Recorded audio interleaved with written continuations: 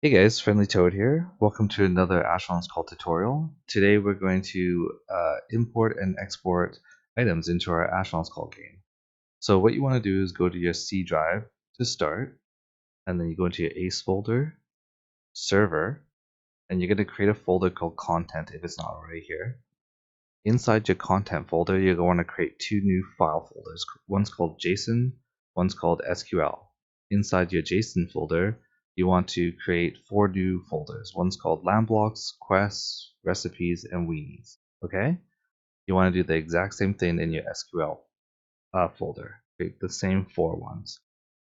So in here, the weenies folder, this is where all your items are stored. So your and NPC weenies, item weenies, quest weenies, and those all we use to import into the world database, which then your game generates the items from that world database. So if we want to edit anything, we have to first export the item or put a new weenie in this folder. And then once it's in this folder, then we can import it back into the game world. So let's get started. If we go into our Asheron's Call game, so right now we're in the ACE server content JSON folder and in weenies. Okay, so we go into game and we were to find an item. So let's use a calling stone as our item that we're going to edit and import. So I use a program called Ace Content Creator for its in my Decal setup here, and it's super helpful because it has all these different commands that just make life easier. It's like export JSON file, export SQL, and so on. You can get information about items, but I'll also show you how to do it without using this program if you don't have it. But I highly recommend it. So I'm going to use this just to find the WC ID, which is the weenie ID of my item. So if I click Calling Stone and press Get Information, it pops up here. Weenie class ID is 5084. Okay, so that is the number that we need. So pretend I didn't have this program, but I knew the weenie ID was 5084, which you can look up on different websites if you don't have this. But I know it's 5084, so what I can do is I can type /export JSON. So /export dash JSON 5084. If I press enter, it says exported to my C ACE server content JSON weeks folder. So we go back to the file folder that we had created.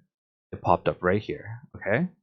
So now we can use this to edit and change the item that we want. So if we go to lifestone.org and I can create an account, and then in this account I can actually import my upload weenie. I can upload the weenie that I export from the game, or I can click weenies and type in calling stone, or search by the weenie ID, which would be 5084, and I go search, and it pops up right here, 5084 calling stone, which I can then go into my sandbox, so I can download it if I want.